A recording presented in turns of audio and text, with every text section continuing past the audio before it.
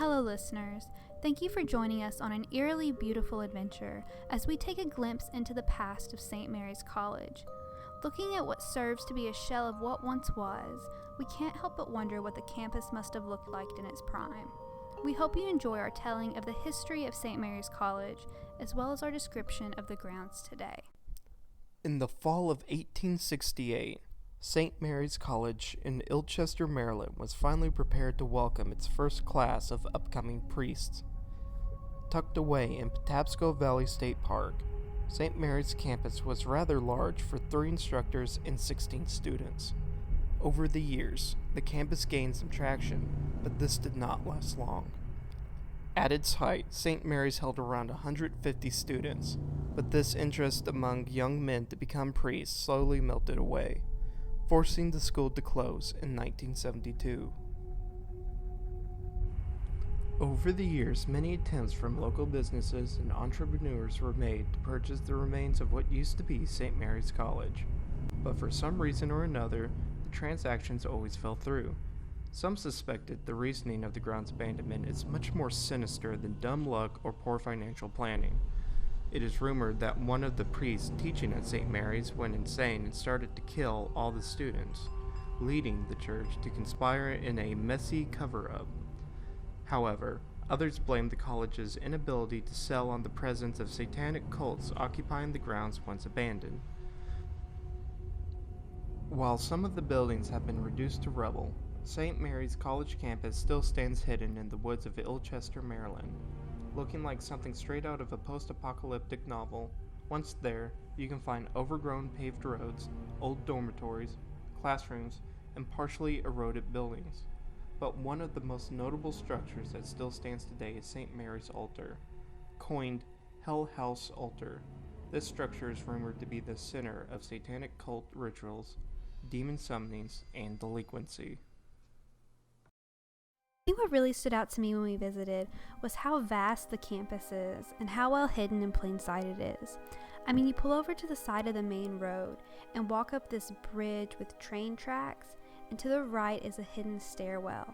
And this hidden stairwell takes you down, and it's like you're in a completely different world. Within a few feet of walking down the trail, you find this giant stairwell surrounded by trees and covering in greenery and vines and graffiti, and it leads you up to the campus.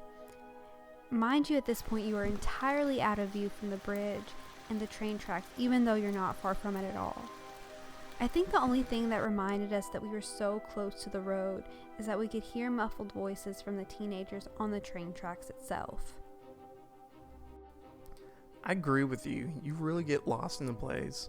For how big it is and how many times you divert from the path, you go onto this paved path that's kind of overgrown with grass and trees, and it goes into a dirt path, which could lead into a bricked path.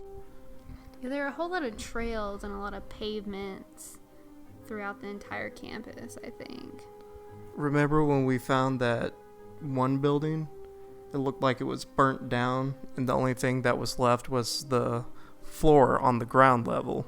Oh yeah, it had a whole little like stepping kind of staircase that you had to step in, and inside it was this whole big room full of graffiti, and there's even a window that you could walk up to, and you could look out of the window kind of over some other hills and trees and stuff, even though you kind of stepped down into the structure to get there. I believe it was a dormitory because there was a bed spring in the other room that was connected to it. Oh yeah, there was a ton of them on the ground, kind of all there together. Did you hear about the boy who was shot exploring the grounds with his friends in 1996? What happened? Okay, so this 22-year-old, kind of like us, who was out with 3 other friends, kind of walking on the grounds, was actually trespassing at that time. In 1996, someone owned the ground, and there was a caretaker that lived on the ruins of St. Mary's College, and his name was Alan Rufus Hudson. And so he saw these kids walking around, and he decides to grab a gun and shoots this 22-year-old who was with his 3 friends. Did he die? No, he got rushed to the hospital. He lived, but then mysteriously enough, in 1997, there was a fire set to the whole place, and it burned down the part of St. Mary's that Alan Rufus Hudson was living in, and he was forced to move. So you're telling me that he shot a kid, and then exactly a year later, or almost a year later, the place burnt down. Yeah. That's kind of suspicious. Just a little. I think my favorite part about this was the altar, because it was, when you look at it now, someone graffitied it, and there's a lot of like dragons or serpent graffitis and different symbols, which I think you looked that up. So what was that? Oh, so actually the symbols on the columns of the altar itself, they really look like they could be dragons, or I guess you could arguably say they look like they could be serpents with horns, because you don't really see the wings or legs or anything. You just kind of see this spiraling kind of body, and then the face and the horns. And so when you look it up, dragons in Catholicism are actually deemed to be symbols of evil, because they can take form of a serpent with wings like a bird. And a notable fact about the symbolism in serpents in Catholicism is that they're described with having horns, kind of like the graffiti does. And all of the dragons, just about, that we see with the graffiti in all of St. Mary's have horns. So, did you know in 2017 the cross to the altar went missing? That's why we didn't see it. I just didn't think that it had a cross. Yeah, it had a cross, and then someone just stole it, which I think is pretty weird. Do we know when all the graffiti, as far as what happened to the altar, was done? From what I know, they said that it was all done February of this year, 2020. Oh, that's recent. Yeah, it's crazy. Mm-hmm. That kid must have taken a ton of spray paint. I mean, they spray painted that whole thing black. It looked more like it was applied on a brush to me. You think so? Yeah, because spray paint leaves some sort of trail, right? Or pattern. A pattern, yes, thank you. But you couldn't really see that. Yeah, and I mean, as far as the graffiti with the serpents or the dragons, it looked really intricate. So I could see it being a lot easier to write those symbols and draw those pictures with a brush versus spray paint. So speaking of the graffiti, I also found that dragons can be interpreted in Catholicism as walking horned serpents, and we see it a little bit in some of the pictures. Like the Garden of Eden story? Yeah. So I was wondering, is this could all be sort of like a nod to the Garden of Eden, because St. Mary's was a college for young boys to pursue the lives of being a priest. Would be kind of neat. That's really interesting. So there was one graffiti that was picture that was unarguably a dragon, and this is where it's kind of up above the mountains, and it looks maybe like a river flowing in and out, and you have a stream of people on either side kind of lined up beside, kind of perpendicular to the river. I don't know if that symbolizes anything. I'm not sure. But if you look really close at the graffiti symbols, not the pictures but the symbols, they seem to at least be inspired by alchemy, if not alchemy symbols itself. So if you're the guy that drew this and happened to just be listening to us, please let us know what your inspiration for this was.